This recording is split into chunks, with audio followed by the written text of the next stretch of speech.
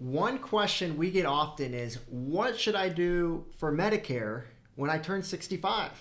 And so in today's video, we're going to talk you through everything you need to know about Medicare to make sure you're making the right decisions and making sure that you're planning for healthcare as you plan for retirement. So the first thing to know about Medicare is Part A. And so Part A is what you've paid into for all your life by working, and it comes out of your paycheck. You probably saw that come out. And then when you retire, it's no cost.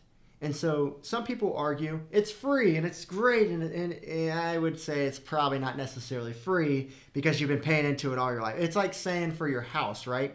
You've been paying for your mortgage all these years, and then in retirement, you now have it paid off. Is that house free? No, you've paid for it all those times, right? So just understand that it's not necessarily free. You've already paid for it. You just prepaid it, right? So that's what Part A. And so everyone will get Part A for the most part. And then Part B is another type of coverage where it comes at an added cost. And so with Part B, it's based on your income of how much you will pay. So the higher your income, the more you'll pay. The lower your income, the less you'll pay. And so that premium will start off at a certain amount, and then based on your income, will go up and up and up depending on which tier you sit at.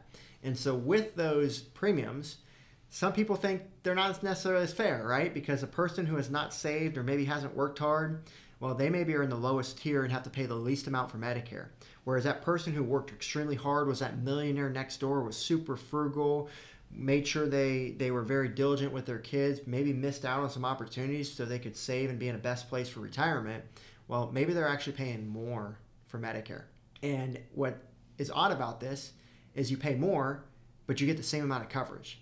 And so if you're the type of person where, hey, you don't want to pay more for the same amount of coverage as the person next door, well, you probably want to look at doing some tax planning now to make sure you're planning for that. And we have other videos on that topic to make sure you're best planning for that, but just keep that in mind.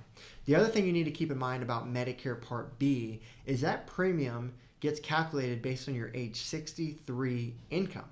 So when you turn 65, they will look back to 63 and see what was your income that year, and based on what that is what you'll pay for age 65. And that happens ongoing, so it's always a 2-year look back. And you're 66, they'll look back at 64 of your income that year. So you just make sure, if you sold your business or maybe you were retired at 63, maybe you had higher income that year, just be aware that you may have to pay more at 65. Or you can do a one-time exception where you can actually submit a form and actually get that waived and not have to pay those increases on that year if that gets approved. And we've seen a lot of our clients get success with that. So make sure you fill that form out or you find help from a professional to make sure they can help you with that. So Part A and B, that's what most people do. Most people take advantage of those two options. And then where it really starts to get tricky is Part C and D. And that's what we would refer to as supplemental Medicare coverage. And that's where when you get close to 65, you have 100 people calling you and saying, hey, I want to sell you a supplemental Medicare premium and a Medicare Advantage plan.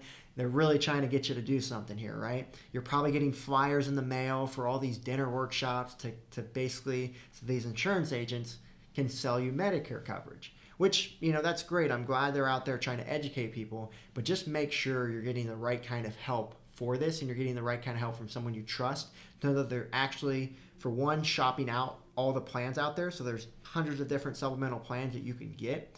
So making sure they're shopping out to get you the best cost, but also making sure that they're looking at and seeing what is your health history, what are your medications, to make sure you get the right amount of coverage in place so that you're not having to pay a significant amount in healthcare costs in the future.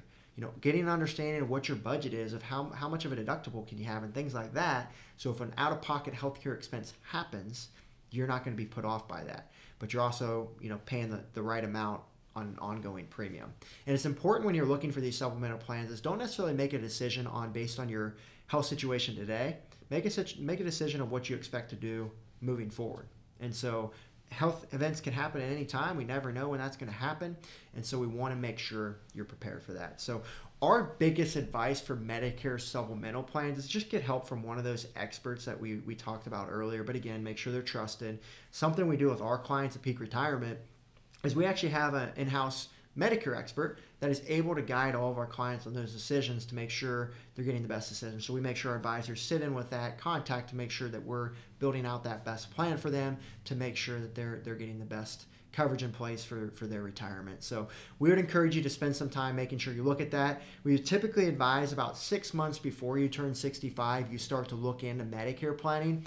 And then if you already are on Medicare plan, you already have a supplemental plan, it's never too late to always look at that and see, is there something else out there better? Could you save costs? Could you get something that's better, more, better and more appropriate for your situation now? So this is always something you can plan for, and something you always want to keep an eye on. Once you get it done, it's not set it and let it go. Make sure you're keeping an eye on that as time goes on to make sure it's still adequate for what your needs are. So those are what we call the Medicare ABCDs, and we want to make sure that you have all those in place as you plan for retirement. But again, find an expert and they'll make it really easy for you. You won't have to read all the hundreds of things on Medicare. Have an expert, make sure that you can put it in place and do the right thing. But these are the things to look for to make sure you have an understanding. Hope you enjoyed the video today. As an avid viewer of this YouTube channel, we would like to offer you a free copy of our new book that just came out called I Hate Taxes. So if you would like a free copy of this, then go ahead in the description below. You'll be able to click on a link to get that free copy of this new book, I Hate Taxes.